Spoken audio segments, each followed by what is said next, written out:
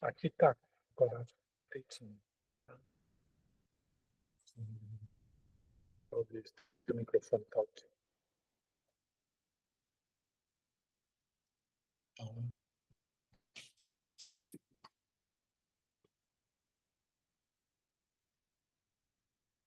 Perfeito.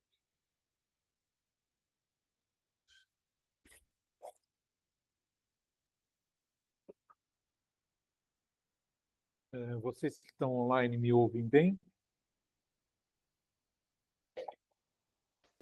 Tá ótimo, professor. Sim. Tá gravando. Uhum. Então,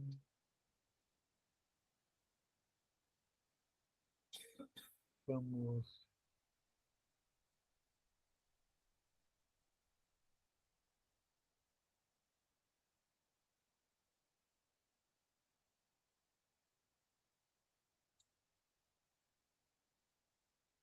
Vamos lá. Primeira coisa, alguns informes, assim, das coisas que a gente tem aula essa semana. Semana que vem tem aula também ou é dia 20? Tem também, né? Tá, então nós seguimos temos duas possibilidades. Podemos seguir um pouco com o externo, ver até onde a gente vai hoje, e a gente continua vendo o que estamos trabalhando. Porque eu quero dar mais uma aula, depois eu acho que tem um intervalo, não sei se é um feriado, dia 20, alguma coisa assim, e depois tem a aula final da Tereza. E talvez eu possa fazer uma aula só de conversa com vocês, seus projetos, repercussão das coisas que a gente foi vendo no curso, uma aula mais de diálogo, de papo com vocês. E então, os que puderem, vocês que estão online, os que puderem vir então para a próxima aula, vai ser uma aula mais de bate-papo entre a gente, para que vocês possam falar do projeto, falar do curso, dos andamentos e aprofundamentos que tem a ver com essa matéria que a gente tem abordado, tá ok? Ok. Para alguns avisos, assim, algumas coisas de final de ano. Então, para o primeiro semestre do ano que vem, eu vou estar dando, de fato, já está acertado o curso sobre neurociência, né? É um curso focado no livro do Nicoleles, né? O cérebro, o verdadeiro criador de tudo. E ele conta meio uma história de como o cérebro se constituiu e de quais são os fundamentos do funcionamento cerebral e que, no meu ponto de vista, tem uma grande proximidade empírica, não exatamente conceitual, para dar fundamento a algumas propostas de Winnicott que às vezes ficam um pouco obscuras, tais como o que é isso ser e continuar a ser, né? Então, fundamento empírico para a gente pensar isso como uma necessidade do ser humano. Tendência inata à integração, elaboração imaginativa das funções corporais e das funções existenciais, né? A importância do ambiente, a interação pessoa-ambiente, cérebro-ambiente, né? E como é que se dá o próprio desenvolvimento, não só da subjetividade, mas o desenvolvimento do cérebro, tanto em termos do desenvolvimento da espécie, quanto em termos da constituição da subjetividade, aonde o brincar tem um lugar fundamental, né? A porta de entrada para a cultura, o que impulsiona o homem a entrar na vida cultural.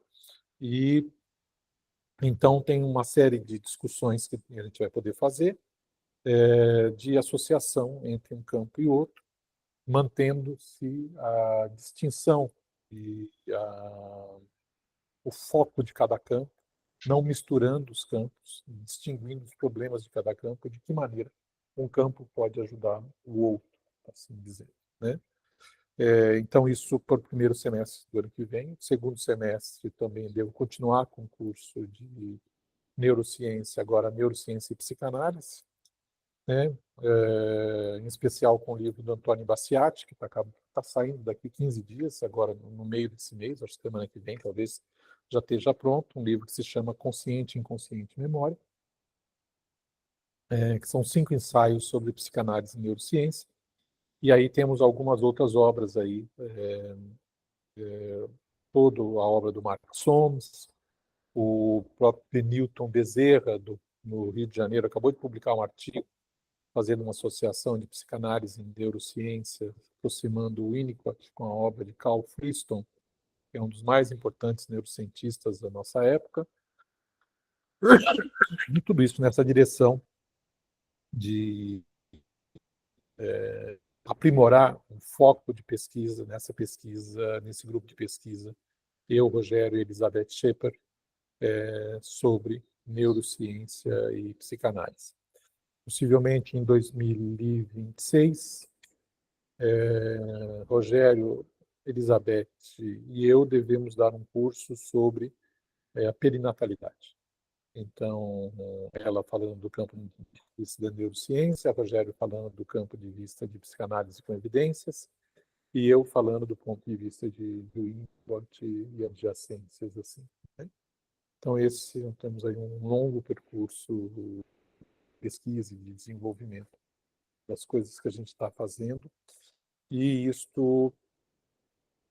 tudo isso dentro do campo da pós e das pesquisas que estamos fazendo. Bom, para o ano que vem vão sair mais 2 livros meus. O volume 2 do Teorias Psicanalíticas do Desenvolvimento, estou entregando a prova final hoje. Então, mas para esse ano já não dá para sair a publicação, então ano que vem sai a publicação desse livro. E no ano que vem, o meu livro, Psicanálise do Ser, está esgotado. Então, esgotou rápido. E, então, nós vamos fazer uma segunda edição, né? Já estamos em conversa também com a Educ. E nessa segunda edição, eu vou estar inserindo um artigo meu que está sendo publicado agora, deve sair também no primeiro semestre de 2025, um artigo dedicado à análise e apresentação dos diversos modos de experienciar ser no processo de desenvolvimento e no processo analítico. Eu tenho trabalhado isso um pouco com os meus alunos há um tempo, mas agora vem um artigo, então, que vai estar disponível internacionalmente. E como eu acho esse artigo... Sim. Espera aí. Vamos esperar passar o carro.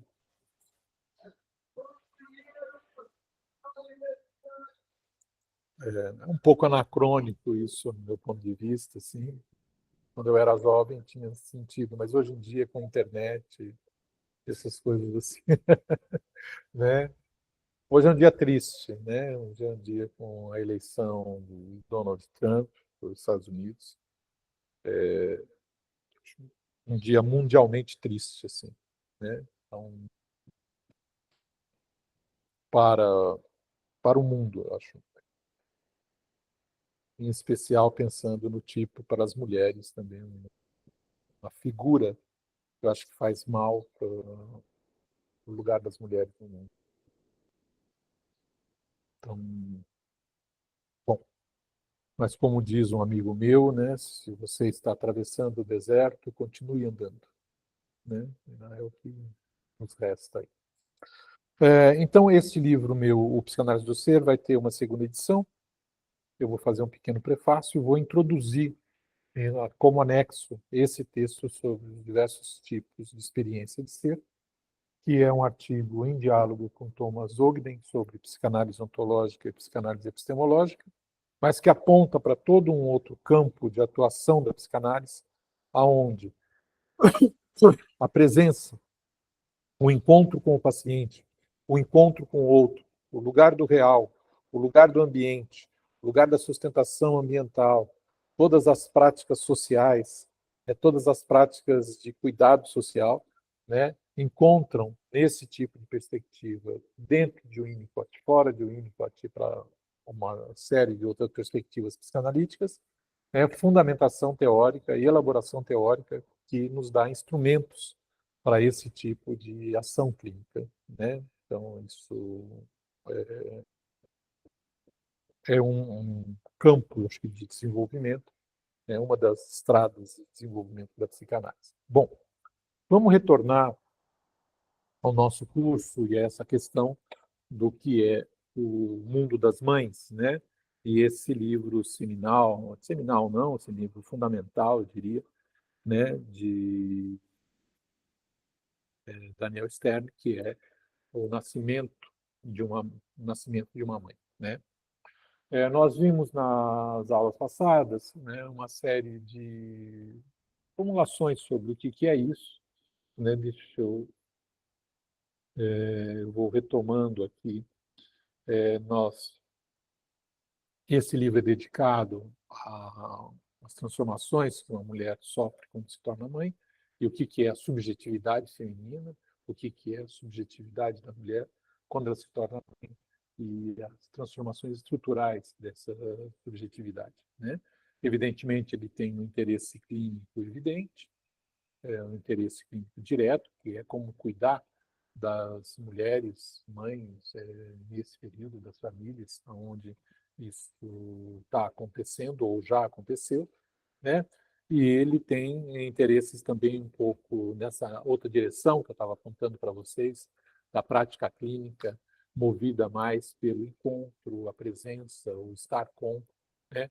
Porque esse tipo de prática de cuidado com essas mães exige muito mais um acompanhamento e um suporte do outro para a experiência vivida do que um esclarecimento dos conflitos edipianos passados, ou mesmo dos conflitos com a própria mãe, ainda que isso possa estar envolvido a toda uma perspectiva clínica, né, que diz respeito a essa clientela, mas essa clientela também tem eco em outra clientela, que são os pacientes borderline, os pacientes psicóticos, os pacientes antissociais, os pacientes com sintomas psicossomáticos, os pacientes com sintomas de adicção, né?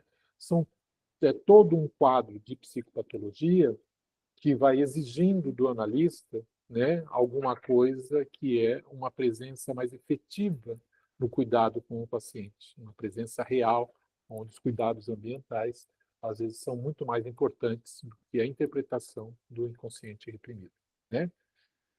Vimos, então, na análise desse texto, como que Daniel Stern faz uma composição interessante. Ele chama a sua mulher e uma jornalista, que são mulheres mães, que, além da experiência da maternidade, se dedicam ao estudo da maternidade ou desse universo, mas é ele que escreve, dando ao mesmo tempo proximidade com a experiência vivida e uma distância da experiência vivida para poder fazer uma elaboração teórica, né? Algo que eu tentei copiar, por assim dizer, nesse curso, né?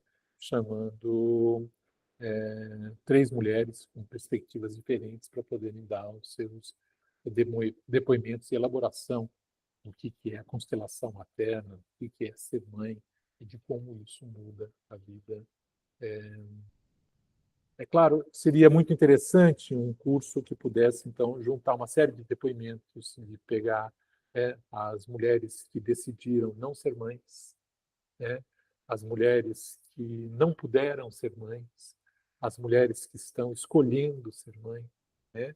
E depois aquele longo capítulo dificílimo, emocionalmente muito difícil de ser abordado e ser comentado, que é o do aborto e das perdas, né, de bebês, né? Esse é um outro universo também que tem consequências e presença no mundo da subjetividade feminina, não só mas no mundo da subjetividade feminina de uma maneira contundente. Assim, né? Bom,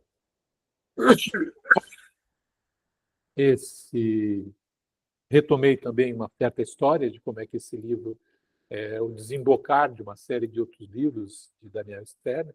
Começa com as primeiras relações não verbais, a regulação mútua mãe-bebê, de como que isso pode ser observada, de como que esse estado da mãe é chamado preocupação materna primária, que depois ele acha que é mais amplo, inclusive ele vai chamar de preocupação parental primária, né? Então, este primeiro livro, o Nascimento, ou As Primeiras Relações. Deste livro, As Primeiras Relações, ele escreve um outro livro mais dedicado ao desenvolvimento, que é O Mundo Interpessoal do Bebê. A partir desses dois livros, ele escreve agora um outro livro, que é A Constelação da Maternidade, né? Aliás, antes disso, ele viu o que está acontecendo na relação mãe-bebê, essa regulação mútua. Aí ele tenta escrever o que é esse mundo do ponto de vista do bebê. Esse é um ponto de aspecto epistemológico, metodológico, ponto de vista do bebê, que eu gostaria de salientar para vocês como um princípio profilático, quando vocês estão estudando, seja o Winnicott, sejam outros autores, né? Estão falando sobre o desenvolvimento, como é que é a relação mãe-bebê, o que acontece, qual é o lugar do terceiro, o lugar do pai, o lugar do ambiente, né? Então,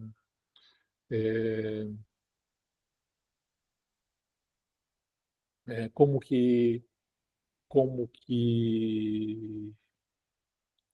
o entendimento de toda essa perspectiva, de todo esse universo, ele se beneficiaria muito se a gente sempre colocasse a pergunta que é: de que ponto de vista nós estamos falando? O Winnicott está falando, se é do ponto de vista do bebê, se é do ponto de vista do observador, se é do ponto de vista da mãe. Vou dar um exemplo. O Winnicott, num texto chamado Comunicação e Não Comunicação, ele usa esse texto para falar sobre as primeiras relações, e ele fala que no início não há comunicação mãe-bebê. Se você pega essa frase, e não está atento se ele está falando do ponto de vista do bebê ou do ponto de vista da mãe, você diz que o Winnicott está errado, porque a mãe se comunica com o bebê, a mãe entende o bebê, a mãe interage com o bebê, né? Então você diz, não, o Winnicott ou se confundiu, ou ele está falando outra coisa, ou não sei direito o que ele está falando, né? E, formulações assim, não é um leitor vago, é um leitor como Ogden, se dedicando a esse livro, né? E achando que esse texto é totalmente ambíguo, cheio de metáforas, não dá para entender direito, o Winnicott tem uma grande liberdade, né?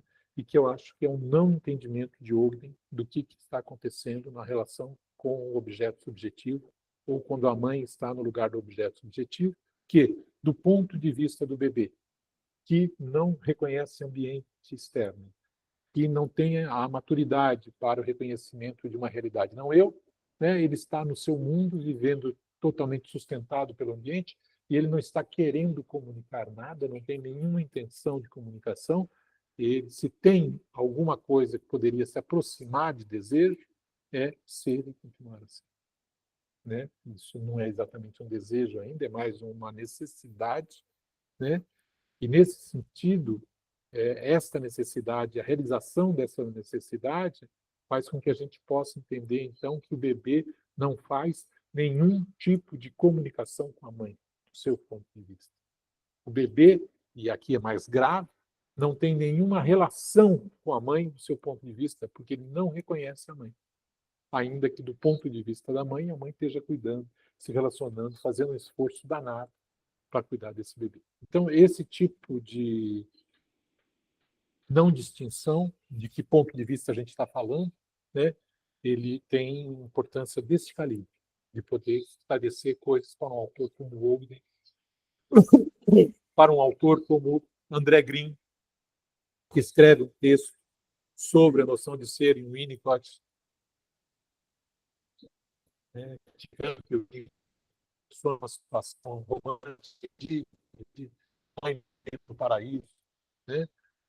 Mas ele não está, eu acho que ele não fez esse tipo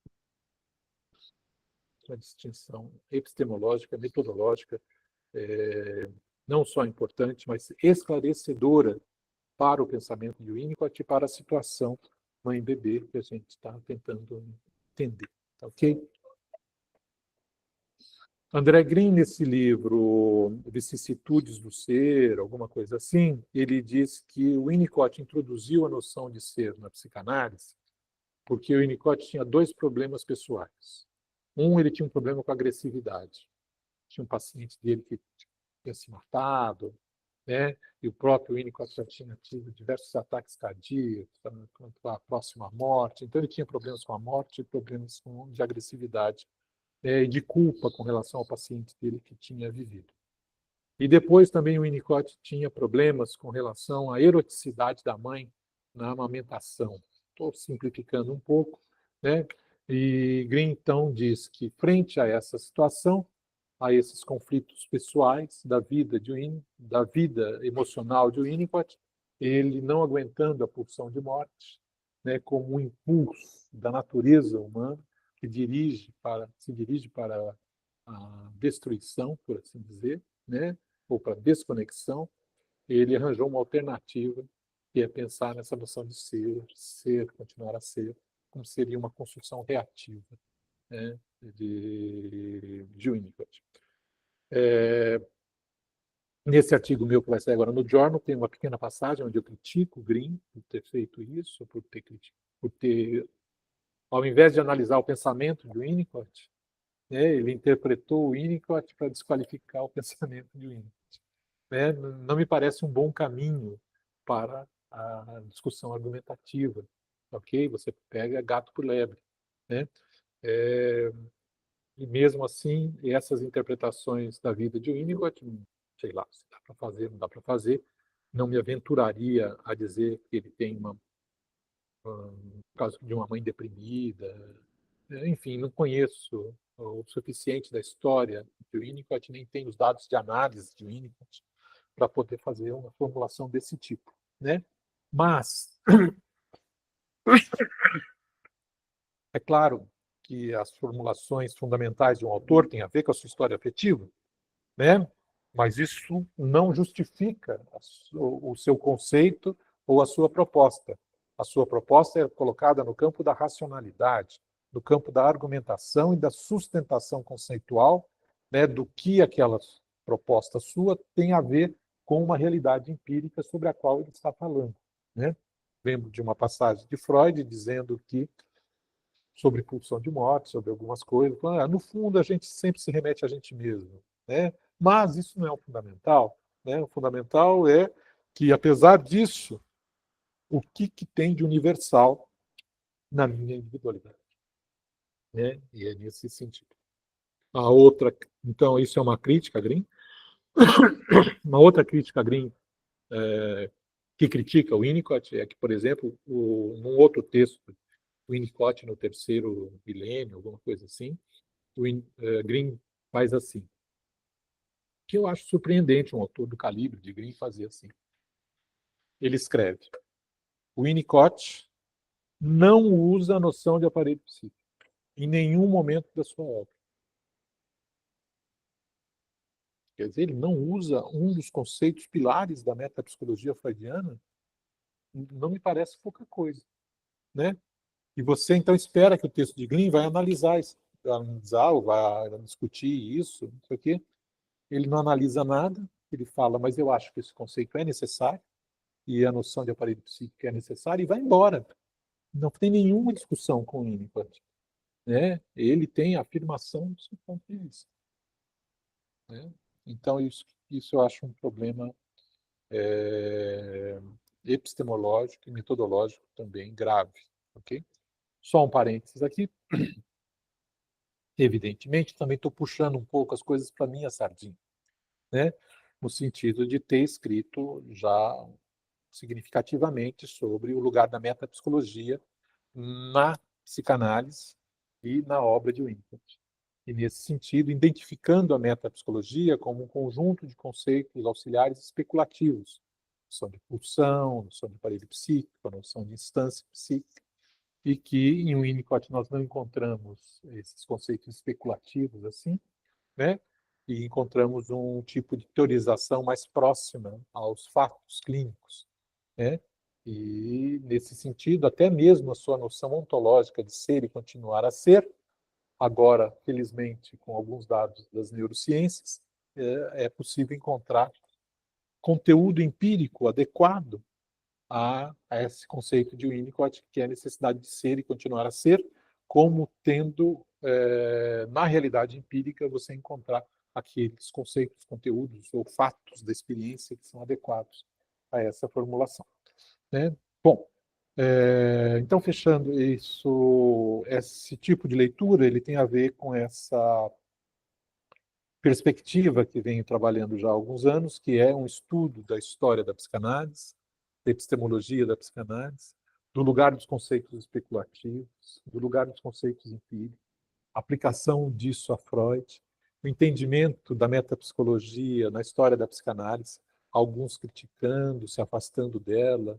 outros recusando, outros fazendo de outro tipo, né? No caso de Winnicott, recusando essa metapsicologia, como outros autores também vão criticar a metapsicologia, esse tipo de teorização na psicanálise, indo e desenvolvendo a psicanálise numa outra direção, né, dos conceitos mais próximos à experiência. Isso, então, desemboca, por um lado, numa ampliação do entendimento da obra de Winnicott nesse sentido. Isso tem a ver com o meu livro lá, Psicanálise do Ser, onde eu digo a a psicanálise de Winnicott é a realização no campo da ciência, né, da psicologia científica esperada pelos fenomenólogos existencialistas modernos, que diziam o homem não pode ser visto como um ente natural, ele tem que ser visto como um ente na sua especificidade propriamente humana, né? E você tem a realização dessa psicologia, aonde a noção de ser tem um elemento central. E essa noção de ser e de experienciar ser, ela aparece não só na ontologia, no início, mas ela aparece nos modos como vivemos nós mesmos, como vivemos na relação com o outro, né? E isso há explicações em Winnicott dessas dinâmicas pessoais, individuais, relacionais, e que se expressam, por sua vez, em relações transferenciais no processo analítico, né? Então, é esse conjunto. Eu acho que estou falando isso também porque eu comecei a pensar no prefácio da segunda edição do meu livro, que vai reunir essas coisas. Assim, a gente vai se aproximando disso tudo e acendendo isso na nossa mente. Assim, né? Tudo isso corresponde a... Eu sei que são temas bem complexos, que, né?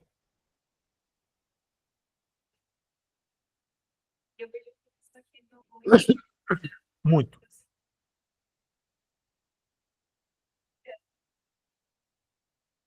Então, há críticas.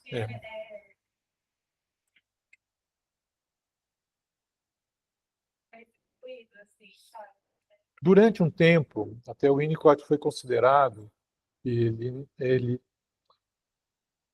quando o Winnicott morre, em 71, ele ainda não era considerado um clássico da psicanálise. E Pontalis escreve: o que me interessa é o efeito Winnicott, não exatamente a teoria Winnicott, né? Outros vão escrever, eu vi escrito numa revista brasileira, o Winnicott é um pensador muito interessante, mas não sabe, é um pensador, é um clínico muito interessante, mas não sabe pensar. Que hora ele fala uma coisa, hora fala outra. O próprio Adam Phillips, que escreveu um livro, o primeiro livro de sistematização da obra de Winnicott, faz um comentário: o Winnicott é muito criativo. Ele é tão criativo que hora ele fala uma coisa de um jeito, hora fala de outra, às vezes a gente fica confuso. Ogden volta a retomar essa crítica, dizendo que o Winnicott é um gênio, né? Mas ele é às vezes inconsistente, usa muitas metáforas, né? Outros de fora da psicanálise ou de outras linhas da psicanálise vão dizer: o Winnicott é uma psicanálise cor-de-rosa, né? Para né, uma psicanálise cor-de-rosa da boa mãe, da boa relação, da maternagem, né? O que ele fez com a agressividade, o que ele fez com os conflitos existenciais. O que é que ele fez com a agressividade e com a sexualidade, né? Críticas assim. Então, às vezes ele é criticado como um bom homem bem intencionado, mas clinicamente ele atuaria em relação aos seus pacientes, ele faria uma maternagem desaconselhável, né?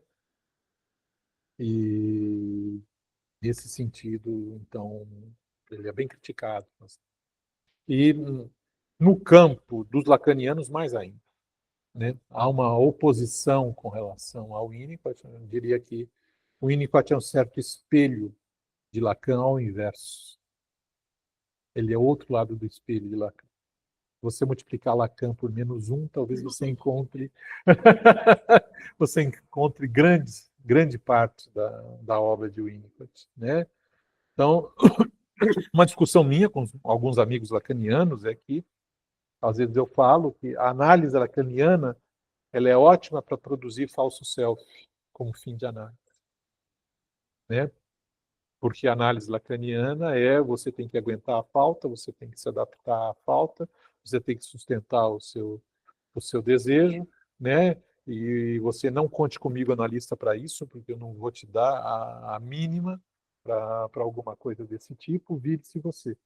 E isso causa reação de invasão ambiental, não do ponto de vista de Winnicott, invasão ambiental ou não sustentação ambiental, típica, né, da situação onde um falso self é produzido para lidar com essa situação.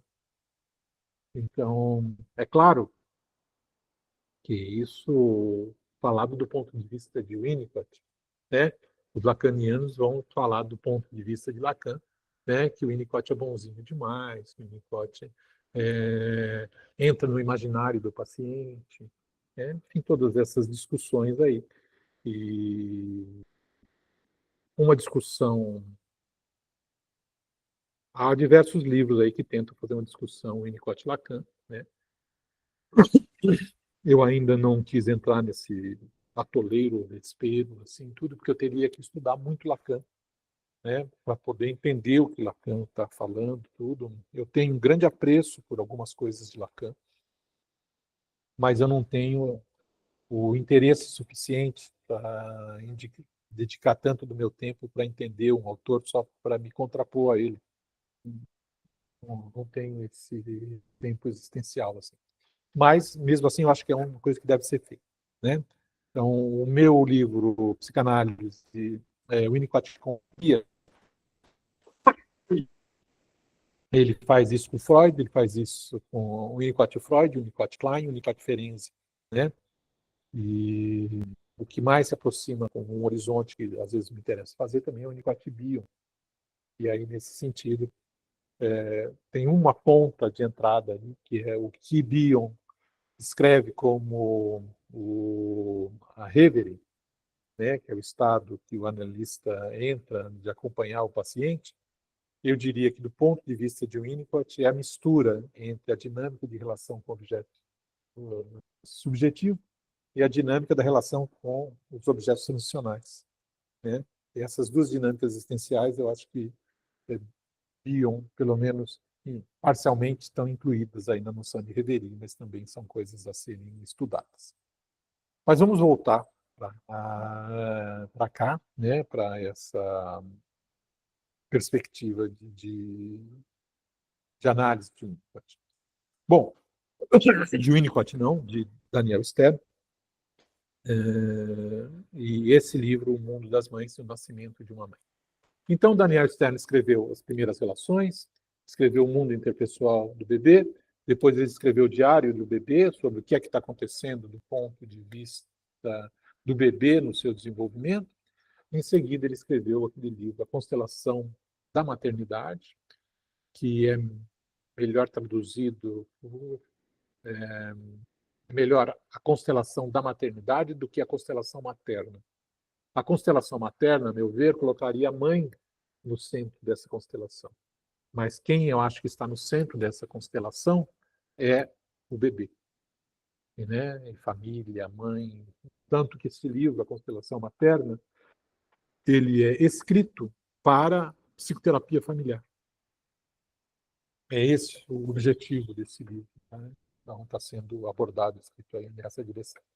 E, é, então, e depois, o Winnicott escreve, então, esse livro, Nascimento de uma Mãe, aonde aí o foco é a mãe, ou a mulher-mãe, né? E isso que a gente está abordando e vendo agora, que eu vou retomar isso com vocês, a gente viu na aula passada, e é, eu vou retomar alguns pontos.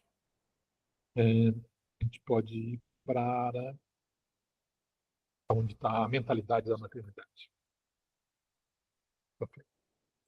Então, agora eu vou passando meio rápido aqui, dependendo da votação também, né? É, o Winnicott, então, está focado nessa história do que é a mente da mãe. Mente aqui é no seu sentido amplo, do que é a subjetividade materna, né?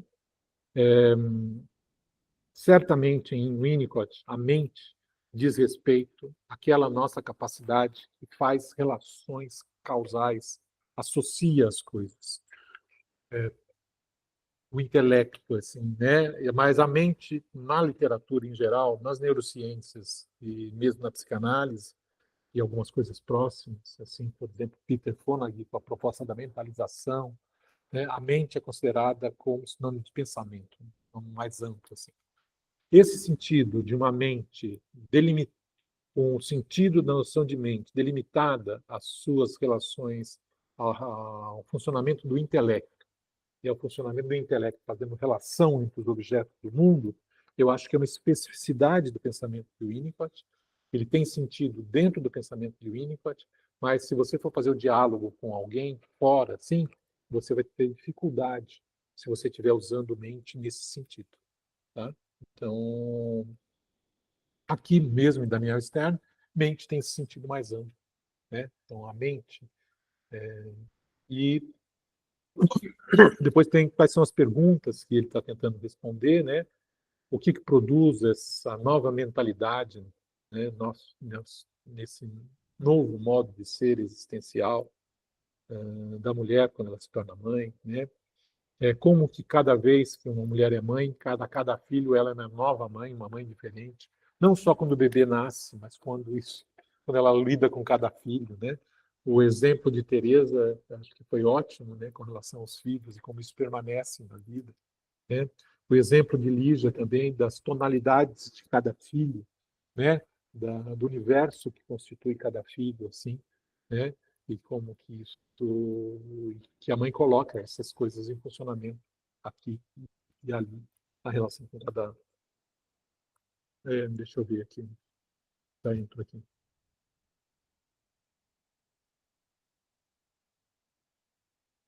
Deixa eu ver se eu consigo.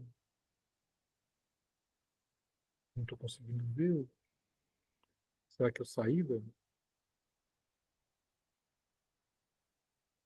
Eu continuo aparecendo lá.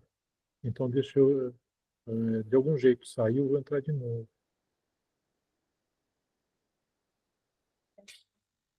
Eu vou te colocar aqui, tá?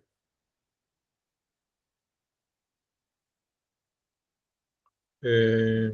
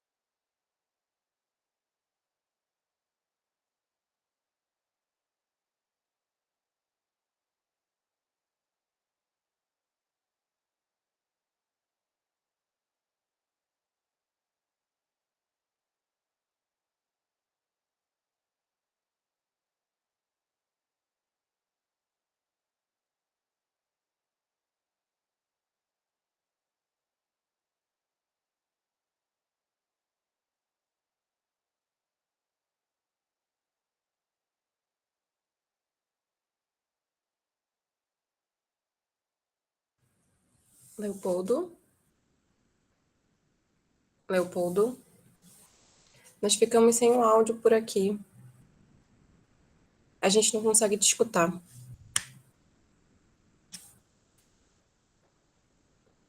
Seu microfone está fechado. Agora entrou? Voltou. Ótimo. Tá? Obrigada. Então, sempre que tiver algum probleminha assim, vocês falam, porque eu não consigo. Eu tenho que usar o PowerPoint. Quando eu uso o PowerPoint, eu não estou vendo vocês. Tá? Daqui a pouco isso vai mudar, porque daí a gente vai estar seguindo a sequência e eu vou estar vendo, e a Fernanda vai fazendo as passagens dos slides. Mas enquanto eu estou chegando no ponto onde a gente parou na aula passada, ainda não tenho isso. Tá bom? Bom, qualquer coisa a gente te avisa. Obrigada. Tá bom. E se vocês quiserem também fazer intervenção, comentário, tudo, então está mais chegando no final do curso, a gente vai mais abrindo para a gente poder conversar mais. Tá bom? Então, essa mudança de perspectiva que Stern faz, que é de considerar que esse acontecimento na vida de uma mulher a transforma para sempre, né? Ele também é fundamental para a gente entender do que a gente está falando, né? E de como que isso reestrutura a subjetividade, né? Cria uma nova mentalidade para a mulher. Então, tornar-se mãe produz uma nova mentalidade, né? Lendo Stern, no processo de se tornar mãe, percebi que uma mulher desenvolve uma mentalidade fundamentalmente diferente da que tinha antes e entra em um reino de experiência desconhecido para as não-mães e também desconhecido para os homens, ou para o pai, propriamente dito. E esse desconhecido não é só porque é novo, mas também implica, eu diria que quantos casais se separam pela falta de entendimento do que é esse universo, do que são essas experiências, do que são essas necessidades, né, neste momento da vida de uma mulher, né? Então, ser mãe é um novo modo de ser, né? E para sempre, né?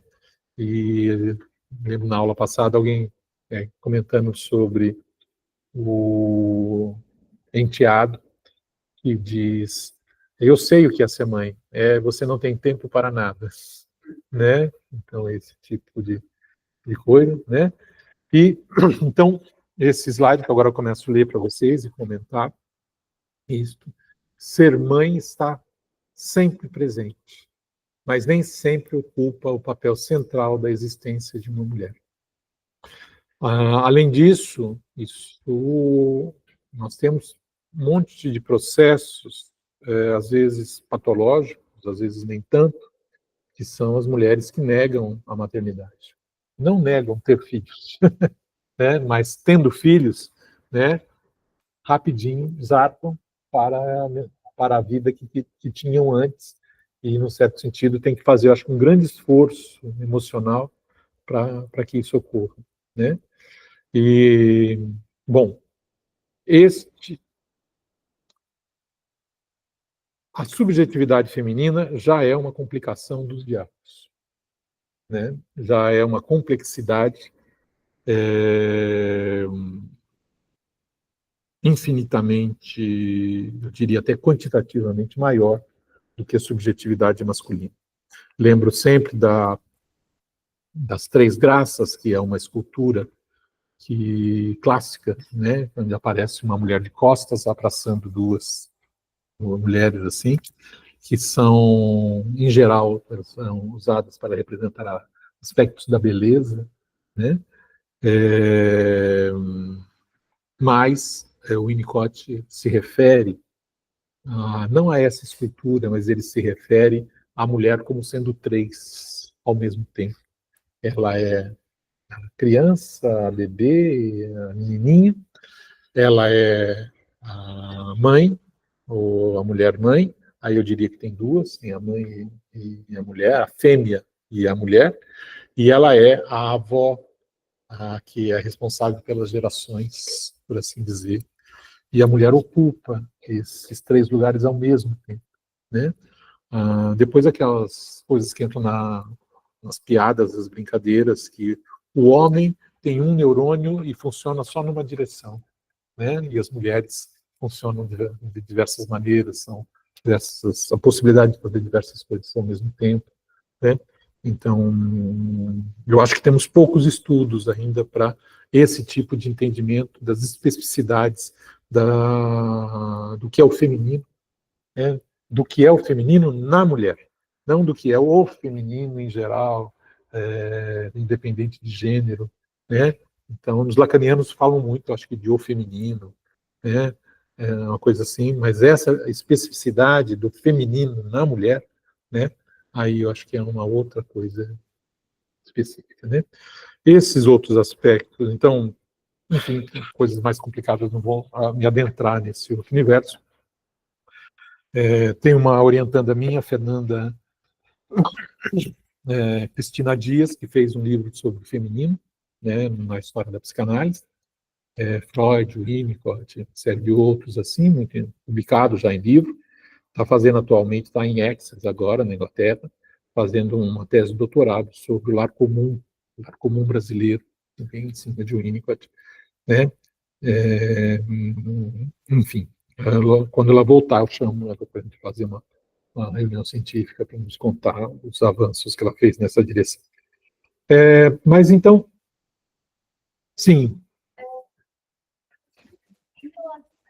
Constelação materna, eu estou assim, qual é a distinção assim, principal, sabe, entre essas duas obras? Entre a constelação... A constelação materna, eu acho que elas são muito próximas, tá, ok? Você vai encontrar ressonâncias de uma coisa em outra, mas na constelação materna, se você pegar o índice da constelação materna, você vai ver que ele é mais dirigido às psicoterapias infantis e às psicoterapias de família. Então, ele tem uma amplitude que visa essa constelação, assim, tipo, a mãe neste universo, visando a psicoterapia infantil. Tá, ok? Aqui, eu acho que o foco é a mulher. Tá? O foco é o que acontece com essa mulher.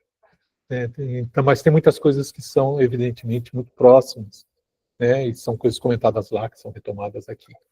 Assim, né? Então, eu vou ler um pouco, e essa perspectiva de Stern é que essa transformação é para sempre. Mesmo nesses casos patológicos, eu diria patológico de uma mulher que nega a maternidade, né? Não quer saber do seu filho, por assim dizer, né? Ou se volta totalmente para a sua vida profissional, todos os conflitos que isso podem estar envolvidos. Os filmes de Bergman aí são um prato cheio para esse tipo de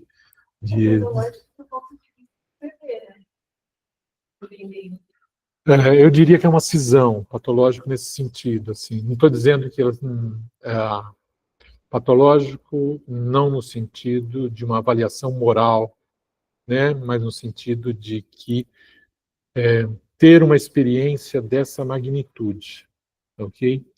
E continuar a vida sem que nada tenha mudado, né, sem que nenhuma transformação ocorra, né, eu diria que é uma cisão, ok? A pessoa pode estar bem na vida, não é essa a questão. Tá? Então, não há nenhuma avaliação moral com relação a isso, nem há isso também é importante dizer, que não há nenhuma avaliação moral ou normativa de que a mulher deve ser mãe. Né? Não há nada disso nessa direção, nem mesmo até que um homem não pode exercer funções maternas. Né? Não há nenhuma avaliação desse tipo, julgamento desse tipo. Não é esse o objetivo, não é esse o foco. Né? O foco é o que acontece com essas mulheres, como eu trato dessas mulheres. Eventualmente, entendendo isso, eu posso fazer projeções disso para uma série de outras situações, mas o foco aqui é entender este aspecto, este universo. Né? Então, lendo aqui o que está nesse estado, né, na minha experiência clínica, vejo que ela dura durante toda a vida de uma mãe. mas não ocupa sempre o centro do palco.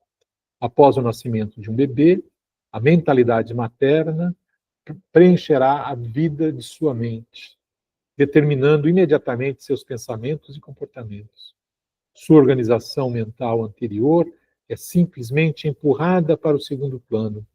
Né? Por quanto tempo, isso depende de cada mulher.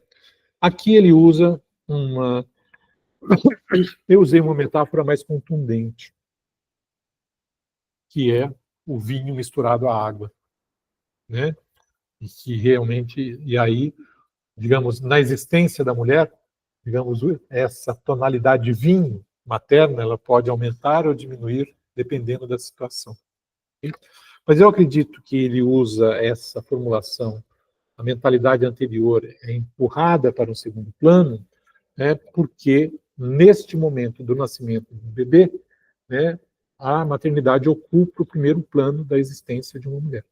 As suas preocupações com relação ao bebê, com relação ao que ela tem que fazer, não só a sobrevivência, mas a vida emocional do bebê, essa dedicação toda, ela não é possível ela continuar a ser a diretora financeira da Volkswagen ou da Ford, né, e ser uma mãe com preocupação materna primária dedicada ao seu bebê. Né? Isso não é possível, esse tipo de coisa. Uma coisa antes, uma coisa e depois voltar a isso é possível, mas ao mesmo tempo não é possível. Né? Porque o bebê exige tempo, exige disponibilidade, exige atenção, exige presença, exige comunicação profunda, né? E se a mãe não tiver nesse registro de comunicação profunda, ela não vai conseguir fazer isso. Isso é bom ou é ruim? Bom, em termos ideais, é ruim para o bebê, que a melhor pessoa para cuidar do bebê é a mãe, ok? Em termos reais, né, há muitas pessoas que podem cumprir esta função, de babás a outras pessoas da família, ok? Também não há nenhuma avaliação moral com relação a esse tipo de coisa. Mas a melhor pessoa para estar em comunicação com o bebê e estar próxima dele sem conflitos e mais é a mãe biológica, ok? Então, ela pode, então esse modo, né, de, não sei se tem alguém que tem alguma pergunta. Eu vi. Eu, Leopoldo, Lígia. Então, vamos lá. Sim. Isso parece que entre Winnicott e Stern tem uma diferença, né? Que o Winnicott fala que a mãe retomaria os aspectos da vida quando terminasse o período de preocupação materna primária. E para o Stern, vida muda.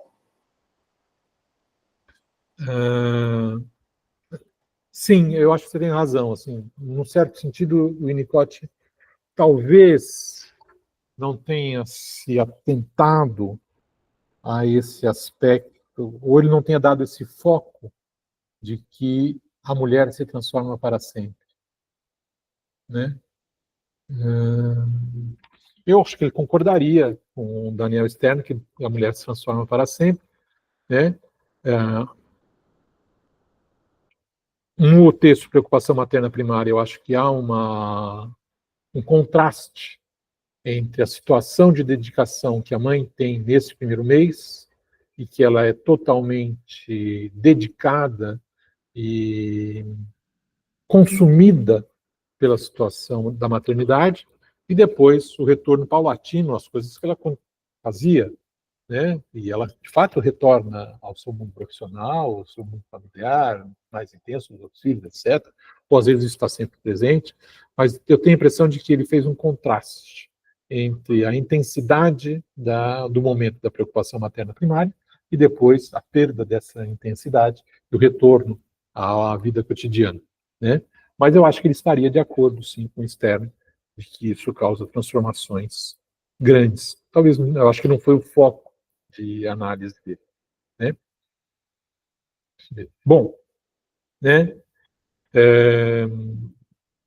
Então essa tonalidade pode dominar por várias semanas, vários meses ou muitos anos, né?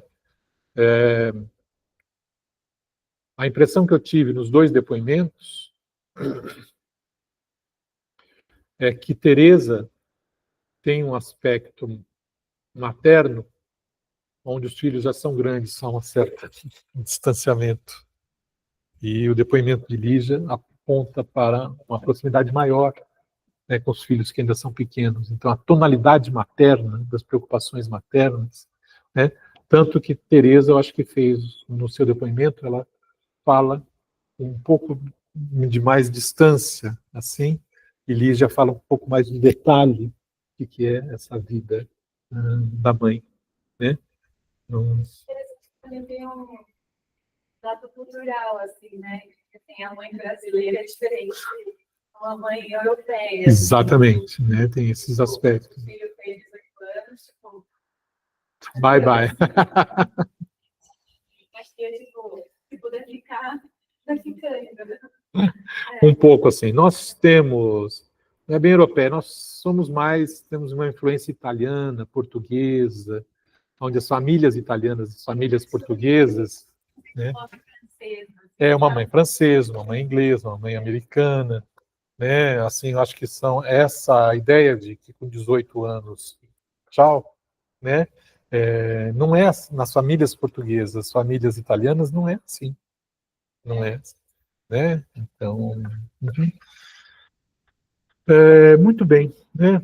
Então nós temos uma certa, mas isso pode variar muito com um filho doente, determinada uma realização de um filho. Eu tenho uma amiga minha que a minha afilhada está na Rússia e faz relações públicas internacionais, está defendendo o doutorado agora. E a mãe dela está indo para o doutorado. Então, certas situações isso se comunga, assim, né? Muito bem. Então, muitas vezes também, esse último ponto, realidades práticas e financeiras, como a necessidade de voltar ao trabalho, desempenham um grande papel na determinação de quanto tempo essa mentalidade mantém-se no centro do palco. Eu resolvi citar isso ao final, porque nós vivemos essa outra realidade das mães que precisam trabalhar, que são obrigadas a voltar a trabalhar e colocar seus filhos nas creches, né? Suponho também que um estudo talvez mais consistente, com informações mais objetivas, poderia, de acesso e de entendimento para o grande público, e, portanto, também para o entendimento das políticas públicas, poderiam sustentar a necessidade de que as licenças maternidades fossem mais amplas, que a mulher pudesse cuidar desse bebê por mais tempo, né, e tivesse as condições para fazer isso, né? Bom, a vida continua, mas a mãe da mulher está sempre presente, né? É isso que está fazendo. Aquele programa de televisão em Nova York, né? Dizendo, dá até vontade de fazer isso de novo, né? Dá um jeito de colocar aqui, né? Esse tipo de formulação. Seria bem curioso hoje em dia também repetir essa mesma coisa. E essa história de ser mãe é para sempre. Ok? Bom, então vamos, a gente começaria a aula de hoje aqui, eu só fui retomando um pouco, só parece que tem um monte de notificações aqui, deixa eu só ver se está tudo ok. Acho que está bom. Então, agora começamos a detalhar, analisar quais são as mudanças mais dramáticas, ou mais intensas, mais focais, que a gente pode ir vendo uma por uma aqui na nossa aula, né? A mulher deixa de ser só filha e passa a ser mãe, ela entra numa nova rede de triangulação, né? Não só a triangulação, agora não é só ela, papai e mamãe, ela, a mãe e a criança, ela na família, ela na vida social, a relação, ela e o marido, jamais será a mesma agora, né? Inclusive, tem diversos casais que resolvem não ter filhos, que estão bem só os dois, né? E tinha muitas mudanças nas triangulações vividas, né? Isso implica, então, o marido não é visto só como companheiro, parceiro, de dividir e aproveitar a vida, mas é visto como aquele que cuida do seu filho.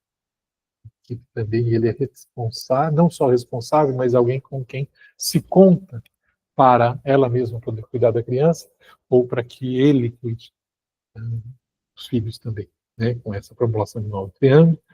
Tem toda essa preocupação com a garantia da sobrevivência do bebê, principalmente no início, né? Neste momento, as mães precisam de uma afirmação delas mesmas, elas não precisam de manual, né? É muito como o Winnicott vai dizendo, de que é um momento onde as mães devem ser estimuladas a serem as mães que são, ou a fazer as coisas da sua maneira. Mas no caso de uma mãe que tem grandes dificuldades de ser mãe, mesmo assim, é melhor uma mãe verdadeira com as suas dificuldades do que uma mãe robô, uma mãe máquina, ou uma mãe que é de manual, sem poder ter presença com o bebê. Situação muito presente em situações de guarda de crianças, mães drogadas. É melhor o bebê ficar com uma mãe que quer a criança, mas é drogada, ou é melhor essa criança ficar no orfanato onde não tem mãe? Né? Eu acho que a compreensão desse universo... Mas qual que é a resposta? Bom, de caso a caso. Não tem como a gente ter uma resposta padrão para esse tipo de coisa. Né? Os conflitos todos, esse amando e sendo amado, né? Poder amar o bebê e poder se sentir amada por seu bebê. Né? Quantas mães não vivem um conflito terrível porque meu filho não quer mamar, não gosta de mim, me afasta. Né? E depois, ao longo da vida, todos os conflitos. No consultório péssima, mal, assim, que a criança, já falando tudo, disse para ela: eu quero te matar com muitos tiros. Ela ficou péssima, assim, né? Enfim, mas há todos os conflitos que vão ocorrendo. Né? Além disso, essa história encontrando sensibilidades alteradas. A sensibilidade da mãe muda, também por questões hormonais, mas por questões dessa experiência, a intuição, a percepção de si mesma, a percepção do bebê, a percepção do outro, o que tem os valores das coisas, né? O valor dado à realização social, o valor dado ao dinheiro, o valor dado à sexualidade. Esses valores todos estão se modificando, né? E isso vai dando, então, um outro universo de sensibilidade existencial para essas mulheres. Né? Tem essa questão da aceitando a sua intuição, então é um momento onde essas mulheres têm que usar da sua intuição, portanto, precisam confiar na sua intuição, mais do que na sua reflexão, né? E grande parte do cuidado ele é feito a partir daí. Bom, uma vez que isso acontece, temos as dificuldades de voltar ao trabalho, trabalhar, como equilibrar a carreira com o bebê, como é que isso vai acontecendo, né? Como é que muda o lugar na família, né? De ser mãe, né? Tem um outro comentário assim, que é escrevendo um novo calendário, né? Às vezes você pergunta para uma mulher: quando aconteceu isso? Bom, eu terminei o doutorado, foi antes do Antônio nascer, então foi, né? Essas coisas, então são as coisas acontecendo, né? E bom, e toda uma apreensão aí do que é ser mãe, né? Então a gente poderia seguir, né? Agora, o que nos cabe agora seria uma análise de cada um desses itens, assim, abordando isso. Eu vou comentar um ou outro destes itens, né? Só mais uns 10, 15 minutos, assim, e daí vou abrir para a gente poder conversar já um pouco, assim, e vou ter que sair uns 10 minutinhos mais cedo, e a gente mais segue, assim, para a gente poder ir já nos nos dirigindo para a nossa próxima aula. Vocês que estão online, os que puderem vir presencialmente para as próximas 2 aulas, que é a aula que vem, onde a gente vai discutir mais temas, é uma aula aberta para a gente discutir temas da disciplina ou mesmo temas das pesquisas de vocês, né? E a última aula, que é dia 20 não tem aula, e é depois a última aula de Teresa, onde a gente vai ter ela apresentando essas questões do mundo das mães, ela que tem uma experiência de cuidado com as mães e com o período perinatal, né? Então, vou falando um pouquinho de cada uma dessas grandes mudanças, a mudança de filha para mãe, né? Cito em Esther, né? Você sempre foi filho. Eu acho também curioso a maneira que ele está escrevendo esse livro para essas mulheres, né? Então, você perguntou qual é a diferença desse livro para, né? O Constelação da Maternidade, ele é escrito para os psicoterapeutas que cuidam desta clientela, né? E este livro, ele para as mães. Mas este livro, ele parece que é dirigido para essas mulheres, né? E também serve para outras coisas. Então, ele diz assim: você sempre foi filha da sua mãe, e essa relação, seja boa ou ruim, sempre esteve perto do centro da sua identidade, né? Quando você tem um filho, começa a se identificar principalmente como mãe, em vez de filha. Sua vida como filha de alguém se torna seu passado, assim como seu futuro. Como mãe, começa com todas as suas múltiplas possibilidades. Né? Lembro de uma poesia do Carlos Drummond de Andrade, no finalzinho, ele fala da mãe que sempre verá seu filho como um grão de milho, para sempre como seu filhinho, não importa a idade que ele tem, né? Então e os filhos talvez sempre se dirijam à mãe desta maneira também, mesmo que sejam pais, né? Então ser pai não muda a relação triangular com relação à própria mãe, mas ser mãe muda, né? Isso nunca tinha falado assim, esse tipo de mudança da subjetividade, né? Que os homens sempre permanecem filhos. Talvez na relação com o pai isso mude um pouco, né? Mas não sei se muda ou só se intensifica. No caso de uma mulher, eu acho que muda. Esse tipo de coisa, né?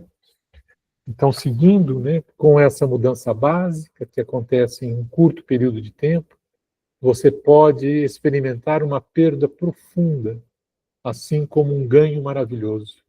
Também é interessante as ambiguidades que vão, né, assim, parecidas com as ambiguidades, né, da adolescência para perde-se a infância, entra-se no mundo adulto, né? De qualquer forma, você nunca mais será simplesmente uma filha, né?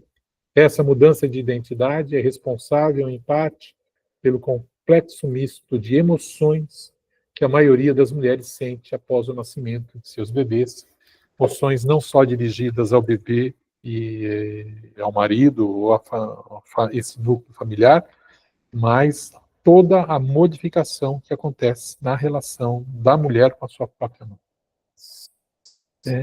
Seja essa relação boa, seja essa relação ruim, essa relação é transformada, os conflitos são retomados, as parcerias ou não parcerias são retomadas, as convocações são refeitas, né? Isso explica porque é possível se sentir feliz e triste ao mesmo tempo. Feliz por ter um filho e triste pelo que foi deixado para trás, né?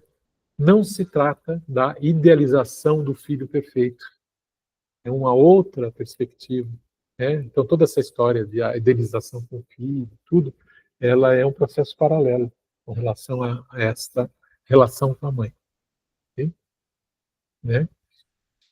Outro aspecto que diz respeito agora a essa mudança.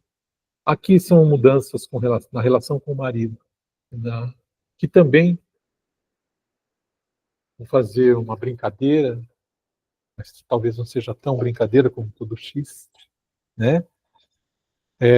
Depois que você tem um filho, como pai, como homem, na constelação familiar, você se percebe sendo o último da fila. O último da fila.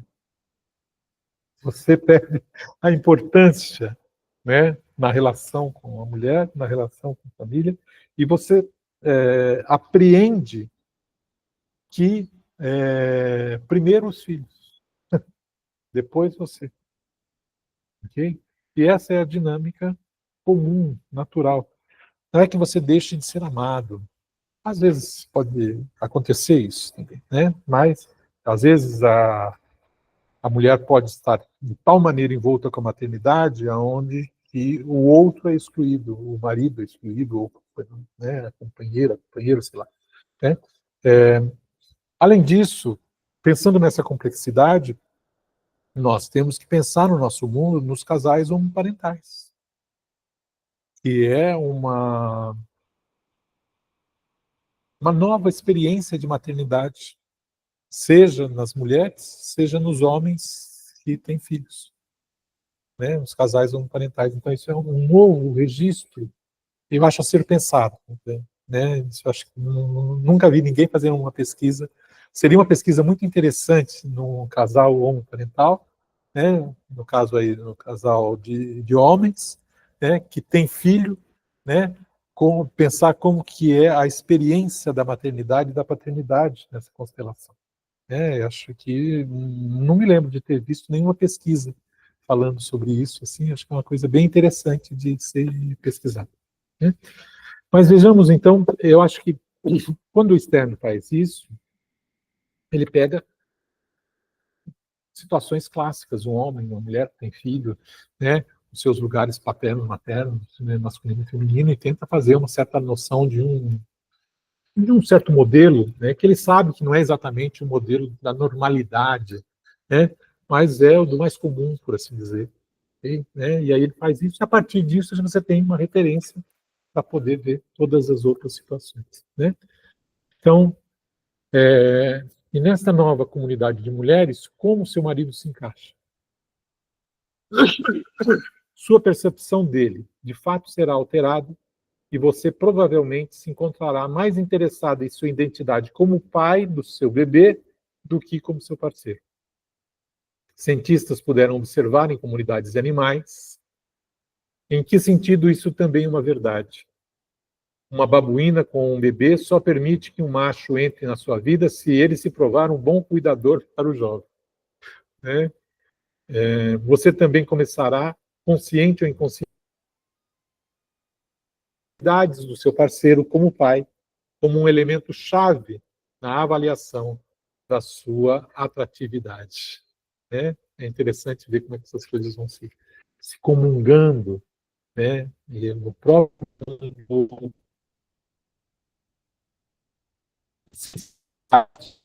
erótica ou ativa, aqui dentro vai mudando.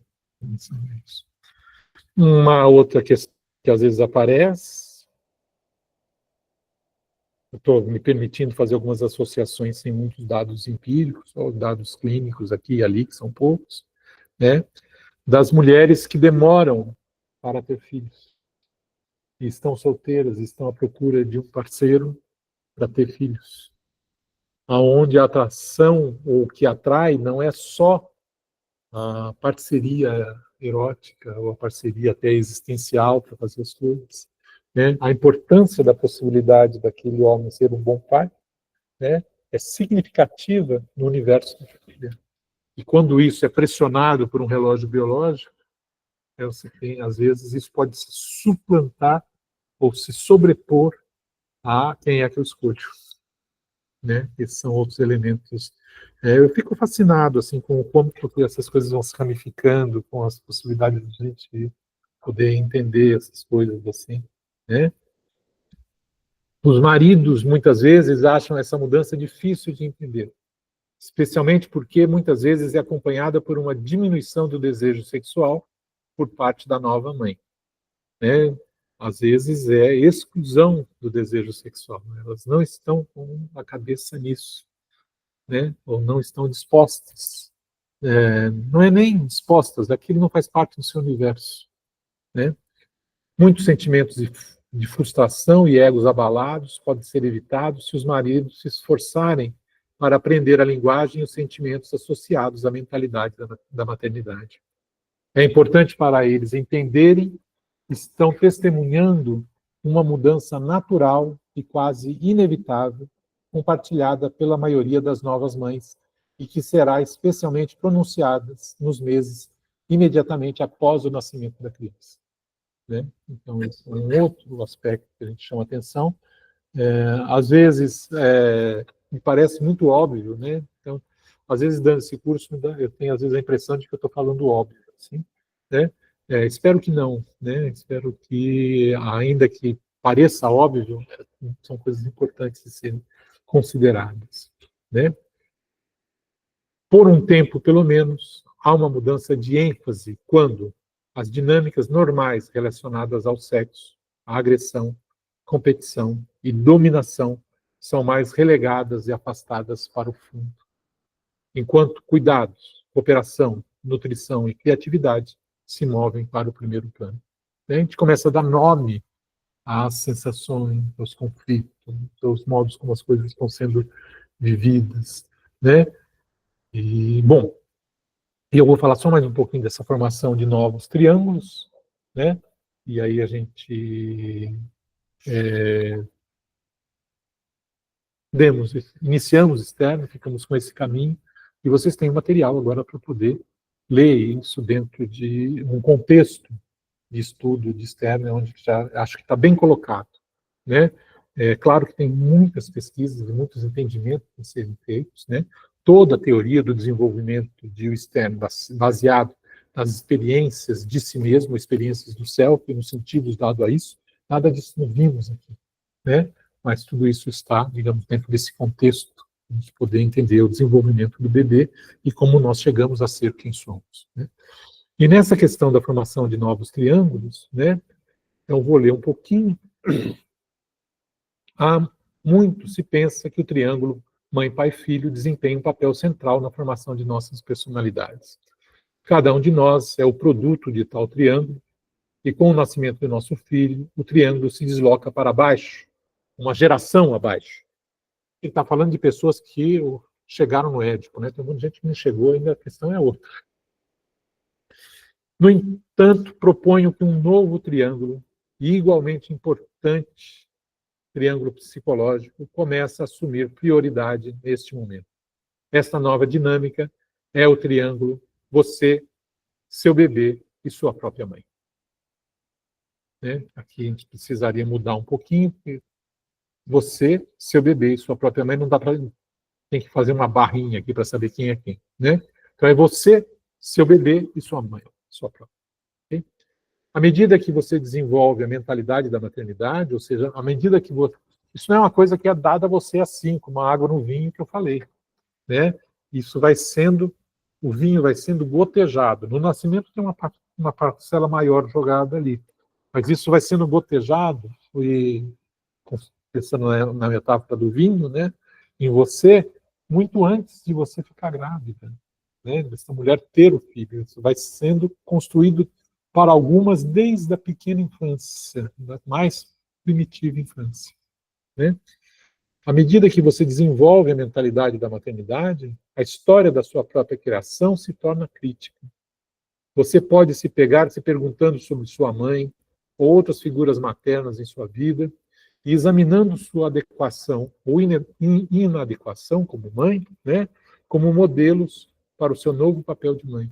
Tanto a sua inadequação como minha mãe foi boa, minha mãe não foi, minha tia, minha vizinha, e etc. Suas amigas. Né? Bom, e aí teria um imenso universo de coisas para a gente verificar. A sequência de slides estão aí, estão todos aqueles elementos que eu comentei com vocês, a gente retomaria os textos.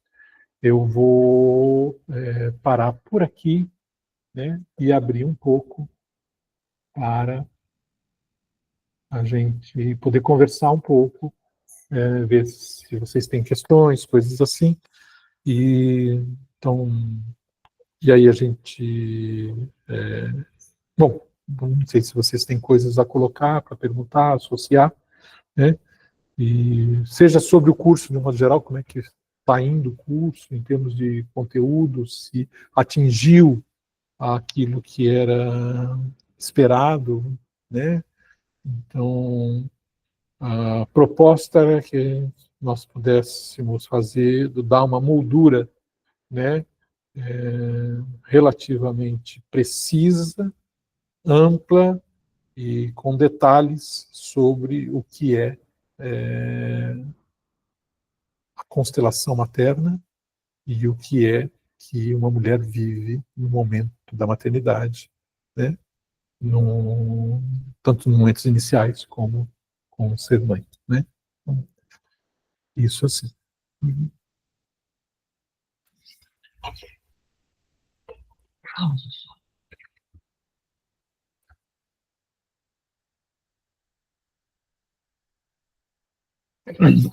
Vocês estão online, se puderem abrir a câmera, é legal.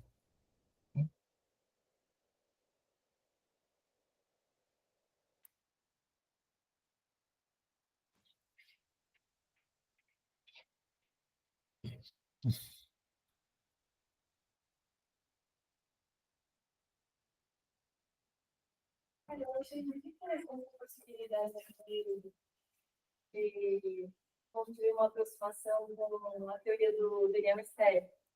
Eu, particularmente, não tinha cruzado ainda com o Stern. Já sim, tinha lido, alguém referenciando ele, mas foi interessante ter esse mergulho nas obras dele. Uhum. Né?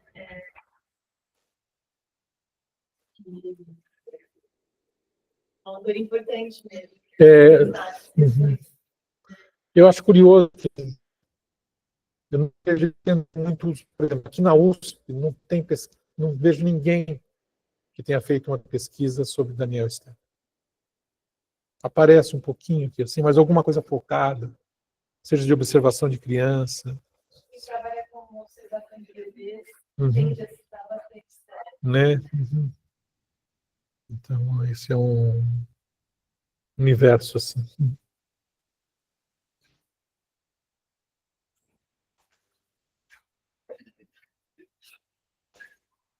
Acho que mandaram alguma coisa no chat.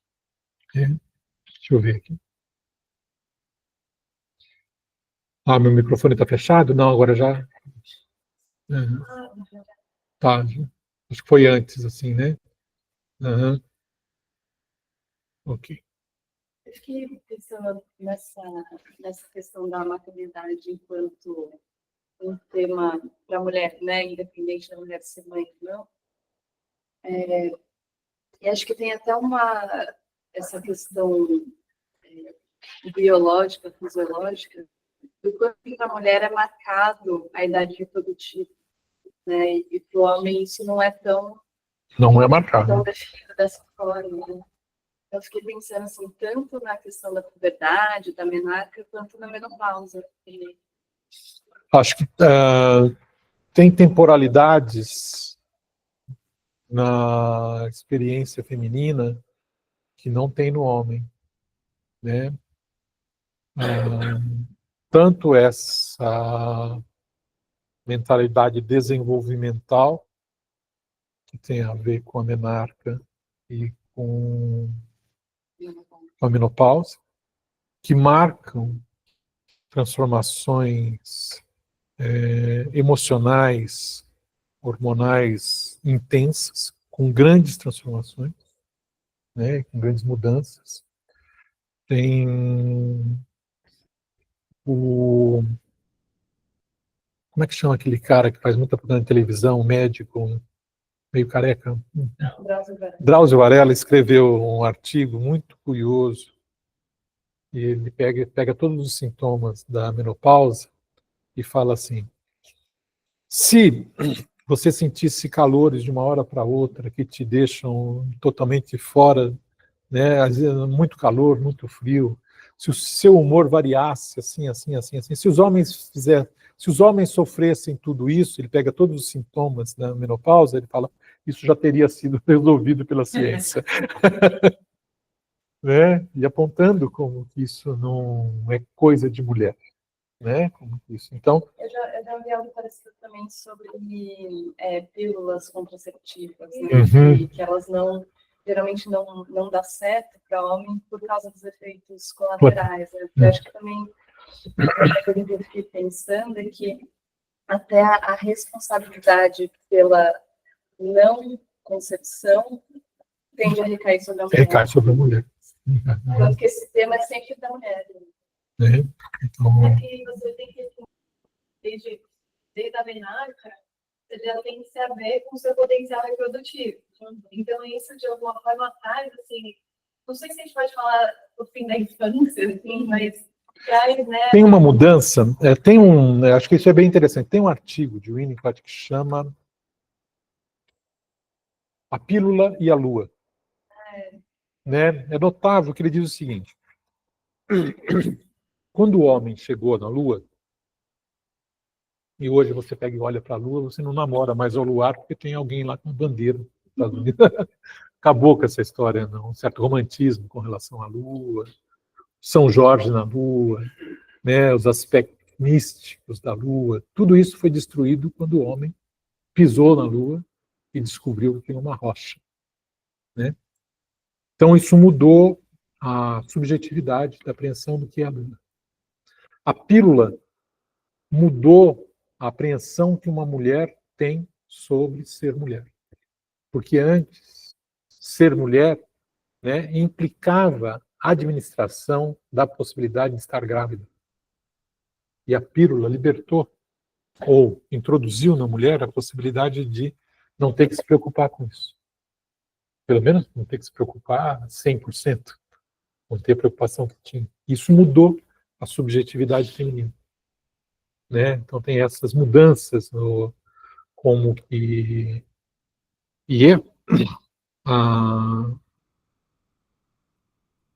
esse aspecto, eu acho, da construção da identidade feminina e da construção do que é ser mulher, né, marca diferenças.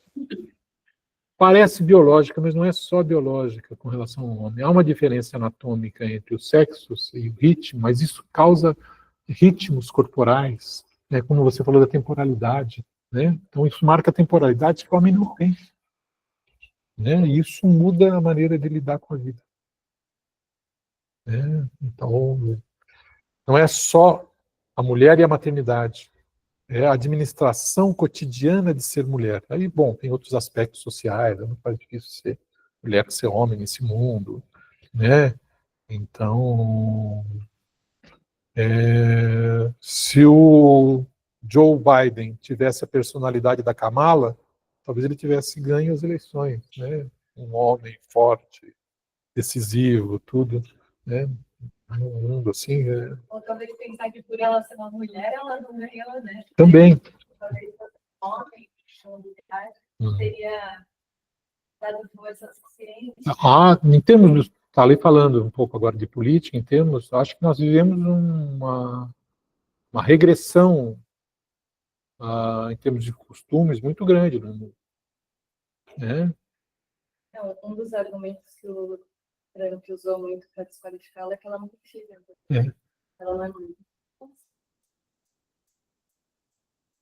É se esperar, né? Então, Ele olha abaixo. Ele usou muito esse argumento.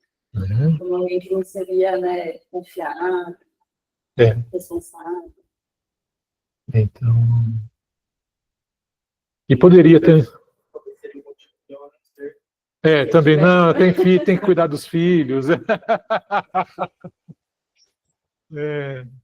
Então, esse é um outro aspecto. Tem um aspecto da obra de Winnicott que me chama a atenção. Eu gostaria que alguém estudasse mais a fundo tudo, que é essa história do medo à mulher. Numa das passagens, eu acho que está na introdução do Criança e Seu Mundo, não sei mais aonde está isso. Talvez deprivação e delinquência, não lembro mais onde está. Mas o Winnicott diz assim: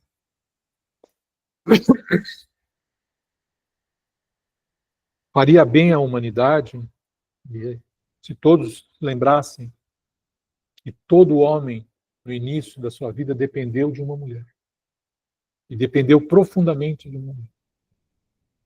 Talvez muito da desqualificação do que acontece atualmente em relação às mulheres seja uma reação contra essa dependência. A psicologia, ele diz, a psicologia dos ditadores se beneficiaria muito se levasse isso em conta. Porque o ditador faz o quê? Eu não dependo de ninguém, são vocês que dependem de mim. É como se ele se recusasse, né, à dependência da mulher. Né? E aí está uma série de consequências, pensando sobre o que é a desvalorização e a desqualificação da mulher como um processo reativo, patológico, de negação dessa dependência.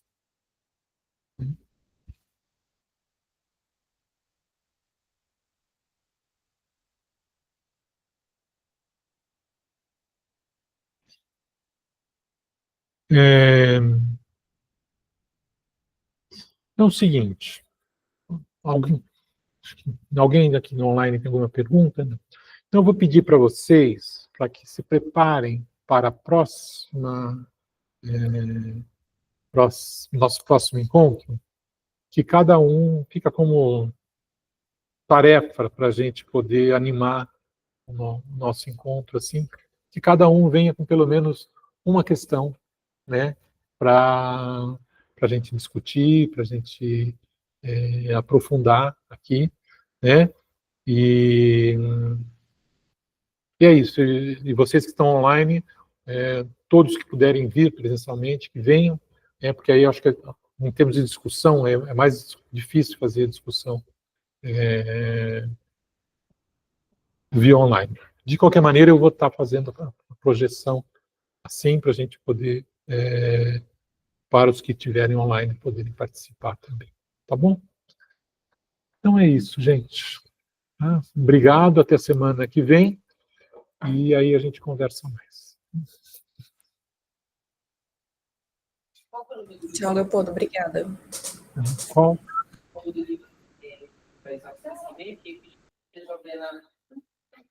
Na feira aqui. Que eu vou lançar a segunda edição? Não.